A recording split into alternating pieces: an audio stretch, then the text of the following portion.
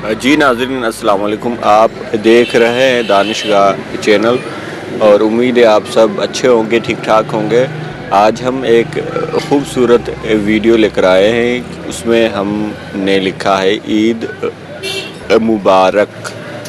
तो इसमें जो काविश है वो ये कोशिश है कि हम दो चौक से जो है ये अल्फाज लिखे, बाद में इसे आउटलाइन करेंगे और इसके अंदर फीलिंग वो करेंगे चौक से काले रंग के बोर्ड पर ये काम किया जा रहा है। और अल्फाज का साइज़ है तकरीबन 1 से 1.25 इंच यानी 1.5 इंच के आसपास आप इसे जो है वो समझें। 1.5 इंच का ये अल्फाज है और तकरीबन पूरा जो इसकी साइज़ है अल्फाजों का वो है 1.5 बाय 2 फीट होगा इसका साइज़। तो ये कोशिश है कि खूब से खूब तर जो है वो काम करने आप तक वो लेकर आए।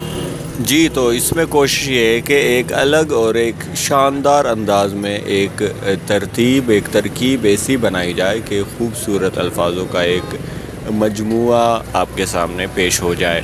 तो इसी नीयत से हम ये काम कर रहे हैं। उम्मीद है ये काविश आपको अच्छी लगेगी। ऐसी बेशुमार वीडियोज़ के लिए आप दानिशगाह चैनल को ज्वाइन करें और अपने दोस्तों को भी शेयर करें।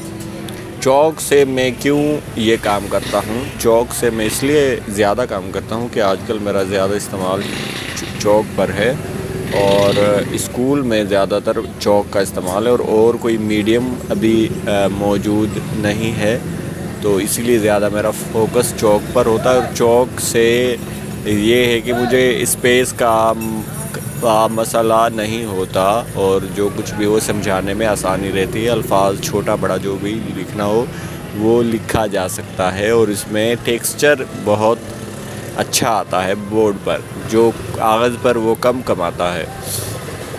तो यही सोच है कि मेरी कि मैं अपनी रिहर्सल, अपनी रियाज़त, अपना ये ज़ौक़ को बोर्ड पर वो उतारूं और जो हो सके आप तक ये पेश कर सकूं।